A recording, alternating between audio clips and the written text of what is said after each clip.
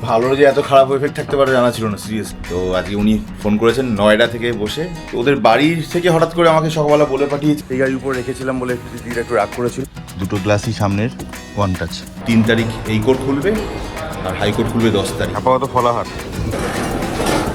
মাত্র 40 টাকা, পুরো জল দাঁড়িয়ে গেছে। প্রোগ্রামও অর্গানাইজ করতে পারি, যেটা তোমরা সবাই পার্টিসিপেট করতে পারবে।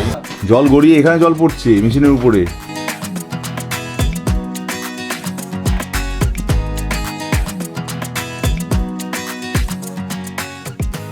9:30 নাগাদ রিমার মেয়ে বেরিয়ে গেছে একটু আগেই। আমার জন্য চিড়ে আর দই রেডি করে রেখে দিয়ে গেছে। আর জাস্ট 2 মিনিট আগে প্রসাদ এসেছিলো, আমাদের যে হাউসকিপার যে আছে ওর দেশের বাড়ি গেছিলো, তাই জন্য ওখান থেকে পেঁপে, সজনে ডাঁটা, পুরী মন্দিরে গেছিলো বলে পুরী মন্দিরের প্রসাদও নিয়ে এসছে সঙ্গে আমাদের জন্য। আজকে একটু আমিও তাড়াতাড়ি বেরোবো, 10টা বাজে, 12টার মধ্যে চেষ্টা করছি বেরোতে। বেশ কতগুলো কাজ আছে, কী কাজ আছে তখন বেরোবার সময় বলবো। হ্যাঁ, good morning and welcome back to the channel. আজকে বুধবার 29th of মে, সকাল বাজে এখন 12টা পাক্কা। মেয়ে আর রিমা তো বেরিয়ে গেছে সকালবেলা, বললাম ওরা তাড়াতাড়ি করে অ্যাবাকাসের ক্লাস ছিল বলে তড়িঘড়ি সকালবেলা বেরিয়ে গেছে। ওদের এসেও শান্তি নেই, এসে আবার 4টে থেকে নাকি আবার নাচের ক্লাসের প্রোগ্রাম আছে, সেখানে যেতে হবে, নয়তো প্রচণ্ড বিজি থাকবে। আমার ব্রেকফাস্টে চিড়া দই খাওয়া হয়ে গেছে, স্নান করবো আর সিধা বেরিয়ে যাবো আজকে। তার আগে বলি, আজকে সকালবেলা অভিজ্ঞতা ফোন করেছিলেন, আমাদের এই চ্যানেলের অন্যতম সাবস্ক্রাইবার। তিনি অনেকবারই বলেছেন কথা বলবেন, তো আজকে উনি ফোন করেছেন নয়ডা থেকে বসে। উনি আই থিঙ্ক দিল্লির কাছাকাছি কোথাও ওনার বাসস্থান এবং অফিস। তো ফোন করে অনেক কথাই হচ্ছিল, তার মধ্যে 2-1টা না বললেই নয়। উনি বলছেন যে ওখানে এখন 47 ডিগ্রি টেম্পারেচার চলছে, লাস্ট কালকে অবধি, আজকে নাকি 48 পৌঁছাবে। এত চরম গরম চলছে ওখানে, আর তার জন্য ওয়ার্ক ফ্রম হোম করছেন, অফিস বাড়ি থেকেই করছেন, নাহলে রাস্তায় বেরোনো কার্যত অসাধ্য ব্যাপার। এখন বর্তমানে উনি ওখানেই আছেন। কলকাতায় পুজোর সময় ইচ্ছা আছে নাকি এবার ওনার ফেরার, ফিরলে অবশ্যই দেখা হবে। অভিজ্ঞতা প্লিজ আসবেন, দেখা করেন ফোন করে অবশ্যই, এবারে যোগাযোগটাও রাখবেন, ভালো লাগবে। আচ্ছা, অভিজ্ঞতা একটা জিনিস আমাকে সাজেস্টও করলেন, সেটা আপনাদেরকেও বলে রাখি, সেই কারণে যে গাড়িতে অনেক জিনিস, দরকারি জিনিস নিতে হয় for longer journey, even uneven টেরেনের জন্য। টায়ারের ব্যাপারটা তো ওনার সাথে ডিসকাস হলোই, সেটা ছাড়াও উনি বললেন যে গাড়িতে একটা টো কেবিল রাখবেন, টোয়িং কেবিল একটা বলে এটাকে, বেসিক্যালি ওটা টোয়িং করার জন্য, রিকভারি রোপ বলে বা টোয়িং কেবিল বলে। তো সেটা অবশ্যই কিনে রাখতে, এটা খুব ভালো ভ্যালিড জিনিস বলেছেন, আমার মাথায় ছিল না। আমি সঙ্গে সঙ্গে ওটাকে নোট ডাউন করে রেখে দিয়েছি। অবশ্যই ওটা গাড়ি নিয়ে রাস্তায় বেরোবার আগে, লং জার্নিতে বেরোবার আগে অবশ্যই করে নেবো। Thank you so much উইকদা।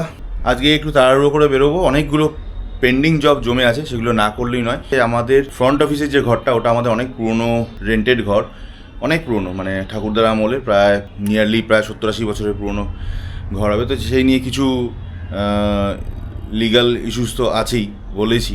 মানে বাড়িওয়ালারা কেস করেছিল এক সময়, প্রায় 16-17-18 বছর চালিয়েছি, সেই কেসে আমরা জিতে যাই এবং ওরা হেরে যায়। তা সত্ত্বেও ওরা কোনো রকম কোনো মিউচুয়াল আন্ডারস্ট্যান্ডিংয়ে আসতে চাইছেও না। ফের আবার একটা উকিলের নোটিশ পাঠিয়েছিল। তো আমরা সেই কারণেই প্রথম থেকে রেন্ট কন্ট্রোলে টাকাটা জমা করে আসছি, কোনোভাবেই সেটাকে ল্যাক করিনি, বন্ধ করিনি। তো আজকে অ্যাট এনি হাউ ছবিদিকে ফোনও করে নিয়েছি একটু আগে, ছবিদি থাকবেন। তো আমি অবশ্যই আজকে এই কাজটা কমপ্লিট করবই করব। তারপরে ফেরার পথে বা যাওয়ার পথে একটা অন্য কাজ আছে, যদি সম্ভব হয় যেতে পারি, অবশ্যই দেখাবো। জাস্ট বেরোবার সময় 2টো ডেলিভারি এলো, কী আছে জানি না, রিমা এসে দেখবে, যদি মনে থাকে তো বলবো। রাত্রে পুরো 1টা বাজে দুপুর, বেরিয়ে পড়ছি। আজকে খাওয়ার সময় হবে না, খাওয়া পুরো রেডিও হয়নি, রিমা এসে রান্না করবে। তো আমার একটু তাড়াহুড়ো আছে বলে আগে বেরিয়ে যাচ্ছি। তো না খেয়ে কিছু তো বেরোতে নেই। হাউসকিপার যে বলছিলাম প্রসাদ, ও পুরীর প্রসাদ দিয়ে গেছিলো, ওর নামও প্রসাদ, পুরীর প্রসাদ দিয়ে গেছিলো। তো ওই পুরীর প্রসাদ একটুখানি ভেঙে মুখে দিয়ে গেছি, এর থেকে ভালো তো আর কিছু শুরু হতে পারে না। বেরোচ্ছি আজকে। ছুটকি যে মেয়েটাই কালকে বাবার জন্য শরীর খারাপ ছিল বলে কালকে আসতে পারেনি, আজকেও এসছে, যার ফলে আমি এদিকে কাজটা সারবো বলে বেরোচ্ছি।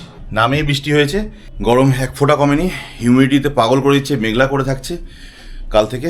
এদিকে অভিজ্ঞতা বলছিল তাদের ওখানে চরম গরম, 47 ডিগ্রি, এখানে বিনা টেম্পারেচার হয়েও ঘামিয়ে মেরে দিচ্ছে। আমি রীতিমতো হাঁপাচ্ছি কথা বলতে, এত অস্বস্তি হচ্ছে। তাই যাই হোক, এখন তো সিধা বেরোবো, সঙ্গে গাড়ির চাবিটা নিয়ে যাব, মানে নতুন গাড়িটার। কারণ অভিজ্ঞতা বলছে যে BS6 গাড়ি মাঝে মধ্যে বা রোজ অন্তত একটু স্টার্ট করবেন গাড়ি, আর একটু আগু কিছু করবেন, নাহলে আবার কিছু ম্যালফাংশন হতে পারে। গত 2 দিন ধরে আমি আবার স্টার্টও করিনি, নিচে যাচ্ছি, গিয়ে একটু স্টার্ট করে রেডি করে ততক্ষণে এদিক ওদিক করে বেরোবো। আরেকটা ব্যাপার হলো, জ্যাজটা যেখানে রেখেছিলাম, সেই অসিতদার জায়গা, সেনগুপ্তদার জায়গা আমাদের ফ্ল্যাটে, তো ওদের বাড়ির থেকে হঠাৎ করে আমাকে সকালবেলা বলে পাঠিয়েছে যে গাড়িটা সরিয়ে নিতে ওদের গাড়ি আসবে। তা আমি আবার সঙ্গে সঙ্গে অসিতদাকে ফোন করেছি, অসিতদা যে এরকম ব্যাপার আমাকে বলছে গাড়ি সরিয়ে নেওয়ার কথা, সরিয়ে নেবো কি এমার্জেন্সি আছে কিছু? বলে আমি তো কিছু জানি না, আর একটু কথা বলে নেবেন, যদি মনে হয় যে সত্যি গাড়ি আসছে বা কিছু আমাকে 1 ঘন্টা আগে বললেই হবে, আমি সরিয়ে দেবো বা গাড়িতে। আর ইনকেস যদি না একটু 1-2 তারিখ অবধি ওয়েট করতে পারেন, তাহলে আমার আগে যে ছেলেটি গাড়ি রেখেছে ও 1-2 তারিখে বেরিয়ে যাচ্ছে এখান থেকে, শিউরি ট্রান্সফার হয়ে যাবে বলছিলাম না, ও গাড়ি নিয়ে চলে যাবে, তাহলে ওই জায়গাটা ফাঁকা হয়ে যাবে।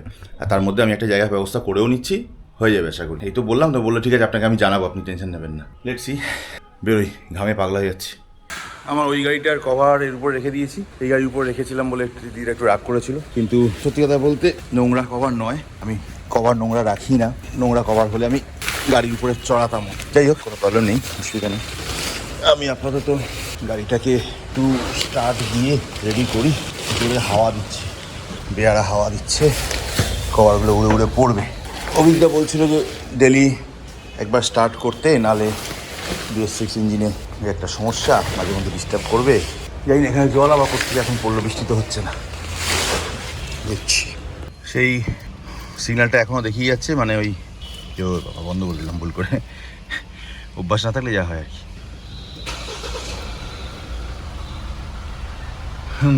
গাড়ি স্টার্ট, একটু আগে পিছু করি।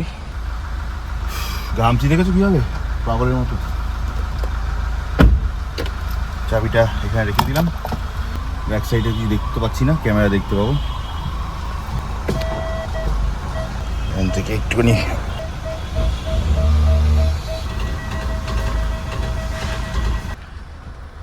চলো, একটু আগু পিছু করা হয়ে গেছে, করে দেখে রেডি করে রেখে দিয়েছি, এবার বেরিয়ে যাবো। গ্লাসগুলো বন্ধ করে দিই, স্টার্ট স্টপ ইঞ্জিনে আবার প্রেস করে, ব্রেক প্রেস করে, ইঞ্জিন অফ, রাইট। পাওয়ার আছে বলে গ্লাসগুলো বন্ধ হয়ে যাবে, 1 টাচ, দুটো গ্লাসই সামনের 1 টাচ, আপ অ্যান্ড ডাউন। বেরোচ্ছি সিধা, আগে যাব ছবিদির কাছে, ডালহৌসি যাবো ভেবেছিলাম, কিন্তু ফার্স্টে এসএন ব্যানার্জি রোড হয়ে ধর্মতলা হয়ে যাওয়ার চেষ্টা করছি। একটা কাজ আছে, দেখি আগে জায়গাটা খুঁজে পাই তো তারপরে বলছি। না, এখানে তো পেলাম না, এখানে 4টে দোকান ছিল, 4টে দোকানের মধ্যে আমার ডিজায়ার জিনিসটা পেলাম না। আগে কটা দোকান আছে একটু ওইদিকে, অত দূর হেঁটে যাওয়া যাবে না, গেছিলাম তাও পেলাম না। 2:20 বাজে, যেতে পাচ্ছি। চলে এসেছি সিটি সিভিল কোর্টের ভিতরে, ওদিকে কিছু পাওয়ার টুল তো পেলাম না বলে প্ল্যানটা মনে হচ্ছে মাটি হলো। আপাতত উপরে যাই, রেন কন্ট্রোলের জমাটা দিই, তারপর দেখছি। প্রচণ্ড জোরে পাখা চলছে, আর যেখানে যাচ্ছে ফাঁকা পেয়ে যাচ্ছে, সিগন্যাল খুলে পুরো খোলা, রাস্তাঘাট ফাঁকা, মিট্রো ফাঁকা, চলে গেল একবার, লোক নেই, ভাবা যায় না সিটি করে লোক নেই। 3:45 বাজে, এখানকার রেন কন্ট্রোলের টাকা জমা দেওয়ার ছিল, সেটা জমা দেওয়া হয়ে গেছে। 2024 মানে এই বছর ডিসেম্বর অবধি ক্লিয়ার করে দিলাম। বাই দ্য ওয়ে, যে কারণে বলছিলাম কোর্ট ফাঁকা পুরো, কোর্টে সামার ভ্যাকেশন চলছে, আমার তো মনেই নেই, খেয়ালই নেই, কিন্তু পুরো ছুটি। 3 তারিখ এই কোর্ট খুলবে, আর হাইকোর্ট খুলবে 10 তারিখ। 3টে বেজে গেছে, খিদে পেয়ে গেছে। কোর্ট থেকে তো বেরিয়ে যাচ্ছি, সামনে প্রচুর খাবার দাওয়ার দোকান আছে, দেখাবো চলো কী খাওয়া যায়, দেখি কী পাওয়া যায় সেটাও দেখি। তবে আজকে পুরো ফাঁকা কোর্ট চত্বর, আজকে মানে এখন তো ফাঁকাই চলছে, যেহেতু সামার ভ্যাকেশন চলছে। এখানে ফল পাওয়া যাচ্ছে, এখানে খাওয়া দাওয়ার দোকান আছে প্রচুর।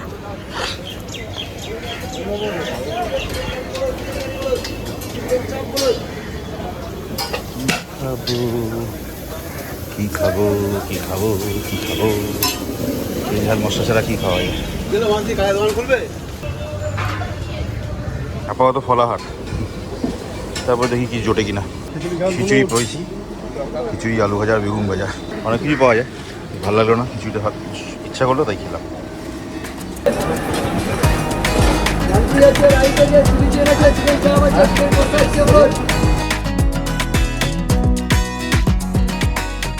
তিনটে 15 বাজে, হয়ে গেছে এখানকার কাজ। খিচুড়ি খেলাম মাত্র 40 টাকায়, বেগুনি, আলু ভাজা, পাঁপড় ভাজা দিয়ে, কী করে পারে কে জানে, আর গোবিন্দভোগের চাল, সুন্দর খেতে ছিল। যাই হোক, খাওয়া হয়ে গেছে। স্কুটির জন্য 10 টাকা, আর ওদিকে ফল খেয়েছি 50 টাকা, টোটাল 100 টাকা কাজ শেষ। পেট পুরো ভরে ঠুস হয়ে গেছে একদম। এখন যাই অফিসে।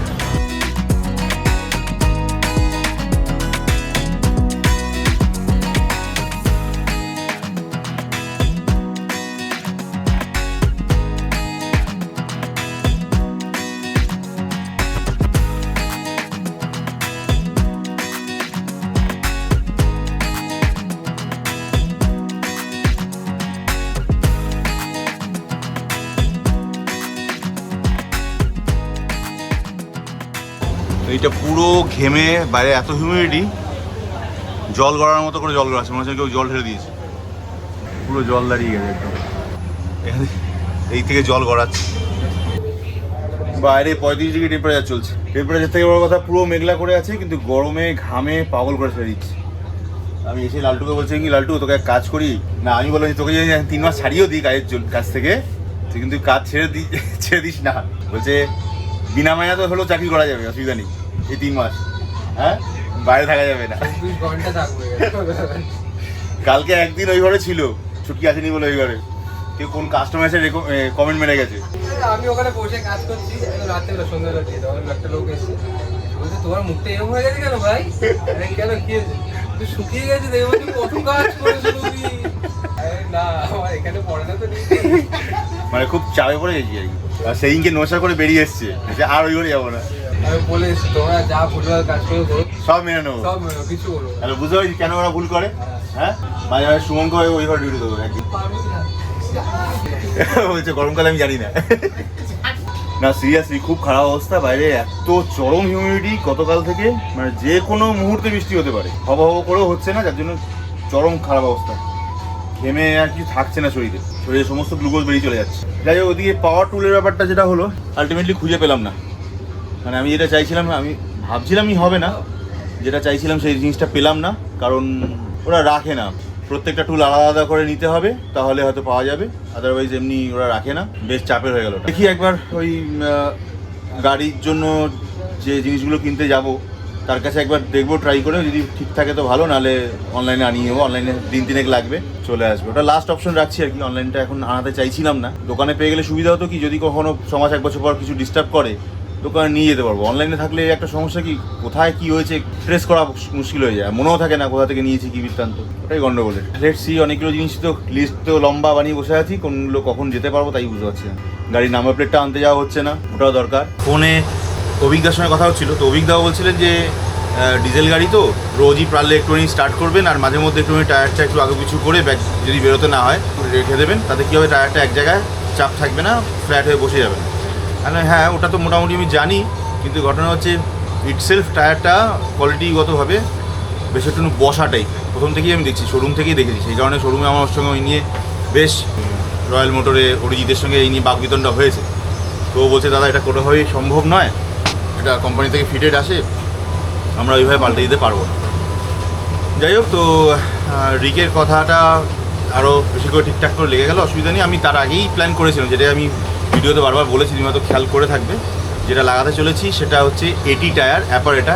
এটি অ্যাপারেটা কিন্তু 265-এই শুরু হয়, জেনারেলি 255-এ অ্যাপারেটার এটিটা আসে না। তোমার কথাটাই মাথায় রেখে ওটা 265, 60 আর 18 অ্যাপারেটা এটি হবে। আজকে সকালবেলা ওই অভিজ্ঞতার সঙ্গে আমি কথা বলছিলাম, তো তখন না একটা জিনিস মাথায় এলো যে অভিজ্ঞতা, তারপরে দেবার্চন, এরা না অলরেডি মানে সাবস্ক্রাইবার তো তোমরা অনেকেই, বাট এরা অলরেডি আমাকে মেল করে তাদের হোয়াটসঅ্যাপ নাম্বার দিয়ে দিয়েছে। তো আমি একটা গ্রুপ অলরেডি ক্রিয়েট করে দিয়েছি, দে ফ্রম ক্যালকাটার একটা গ্রুপ তৈরি করে রেডি করেছি, তাতে 2 জন অলরেডি ইনক্লুডেড। আর তোমরা যারা মনে করছো যে এই গ্রুপটাতে জয়েন করতে চাও বা ভালো লাগবে, করতে পারো, তারা প্লিজ ডাইরেক্ট নাম্বার শেয়ার করো না, তাহলে মেল আইডি পাবে, একটু খুঁজে দেখো, তাহলে সেই মেল করে রেখে দিও, তার নাম আর ফোন নাম্বার হোয়াটসঅ্যাপ নাম্বারটা দিয়ে মেল করে রেখো। আমি এক এক করে প্রত্যেককে আমার ওই গ্রুপে অ্যাড অন করে নেব। গ্রুপটার তৈরি করার বেসিক্যালি এখন কোনো কারণ নেই, কোনো স্বার্থ নেই, কোনো থাকবেও না। স্বার্থ একটাই যে সবাই ওয়েল কানেক্টেড থাকবো আমরা সবসময়, আর কোনো ইভেন্ট যদি ভবিষ্যতে তৈরি করি বা করতে চাই, ক্রিয়েট করি, তো সবার আগে তোমরা ওই গ্রুপে ইন্টিমেশনটা পেয়ে যাবে। আর ভবিষ্যতে এমনও হতে পারে যে আমাদের প্রচুর এই সাবস্ক্রাইবারের সংখ্যা, প্রচুর এই পরিবারের সংখ্যাটা যদি বড় হলো, তাহলে আমরা ভবিষ্যতে একটা ইয়ারলি একটা প্রোগ্রামও অর্গানাইজ করতে পারি, যেটা বেশ তোমরা সবাই পার্টিসিপেট করতে পারবে ইচ্ছা করলে। মোটিভ বা স্বার্থ ওটাই, যদি চাও তো প্লিজ মেল করে নিজের নাম্বারটা দিও, ডাইরেক্ট নাম্বারটা দিও না, বারবার বলছি, মেল করে, মেল আইডি দেওয়া আছে, সেখানে গিয়ে নাম্বারটা শেয়ার করো, আদারওয়াইজ ডাইরেক্ট শেয়ার করো না, ঠিক আছে?